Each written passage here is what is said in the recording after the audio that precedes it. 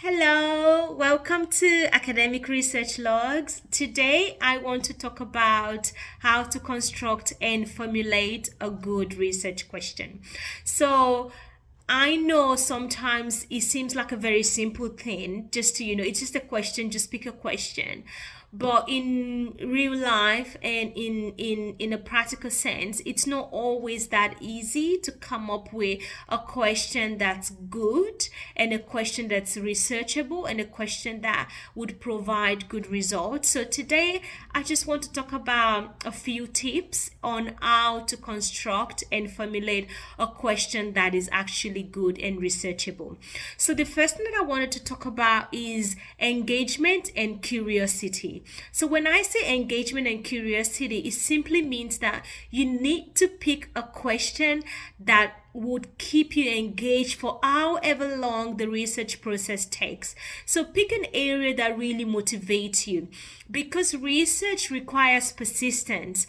And if you pick something that doesn't interest you or doesn't motivate you, it will be challenging to actually want to write. So it's important that whenever you're picking an area, pick something that you're interested in. Pick something that you know that you want to spend time and put the effort into, because if you do, then it just makes things very much easier for you. And avoid fashion and trends. Beware of fashion and trends. And when I say fashion and trends, simply what I mean is that beware of things that maybe that are in season and things that maybe they're just for a little while and they're gone. Because research is a long-term oriented field, you want to pick something that would last long and you will be interested in and will keep your interest for however long it takes. So you want something that you'll be able to satisfy your curiosity, will keep you curious, will keep you engaged for however long it takes. So first thing, when you're picking, it's about engagement and curiosity. Make sure those things are key elements in your research question. Okay, whatever that is, just make sure that it is engaging and you are curious. So again, practical things that you can think of. Think about personally, where does your inspiration comes from?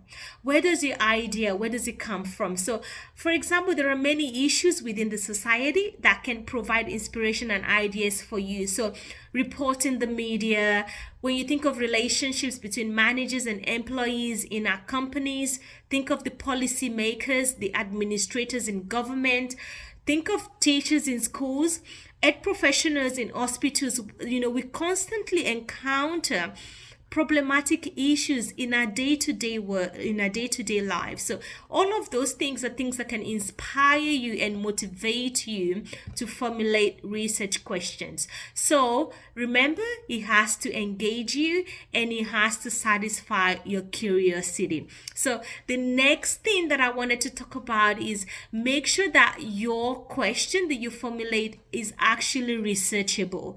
And what I mean by researchable is make sure that it's not an area that's been overly researched. It's not an area that has so many answers already. So for example, a typical thing would be an area, say Shakespeare. We all know that there's so much information on Shakespeare already. Another area that could probably be oversaturated would be things on maybe say abortion, death penalty. There's a lot of work that has been done in this area already. So make sure that you pick something that's researchable and creative as well. If it's oversaturated, it removes that element of creativity. So it's important that when you're picking your question, you're thinking about those elements.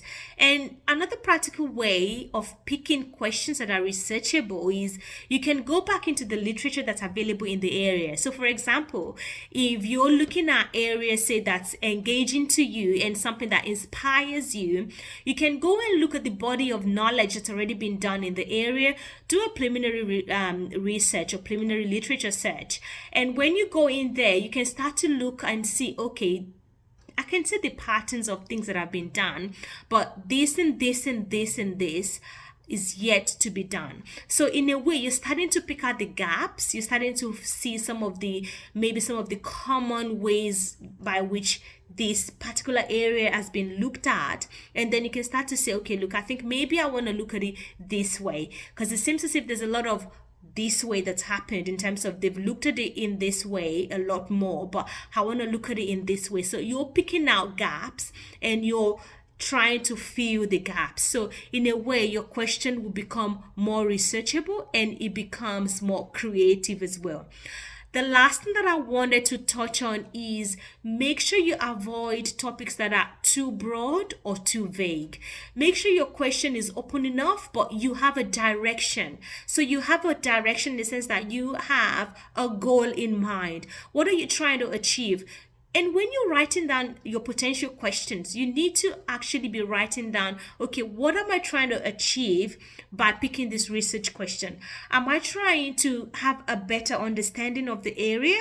Am I trying to create, maybe have a critical insight of what's going on in the area? What is my ultimate goal? So again, asking yourself those questions will help you to avoid questions that are too broad or too vague. If your question is too broad, you can potentially not be able to provide the depth that's needed for your research, so for your work. So for example, if you pick a question that maybe is just too broad, you will find that you're not able to cover all the elements that's required in your question in the right depth.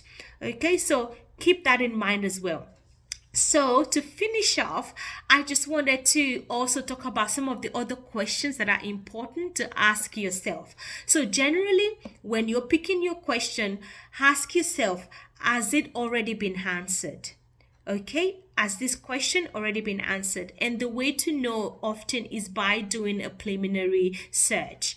Does this question fill a gap in the literature? Is there a gap that this particular question is filling? Is there a particular spot that needs to be filled in the literature? Does it answer? Does the particular answer have any important implication? So if I answer this research question, does it have any implication for education, for stakeholders, for policymakers? Okay, write down the areas that interest you as well. Okay, it's important. You can have a list of those areas. Ask yourself, why is this research needed? What is the purpose? If you can answer this question, you're getting towards getting a really good research question. Ask yourself, what is the motivation for doing this research? And I think that's one of the important questions to ask. If you can answer that question of the motivation behind the research, every other thing else become easy, and that persistence that you need to get you over the line becomes easier because you know that there is a motivation, there is something that motivates you and keeps you going. So thank you again for listening to this session today.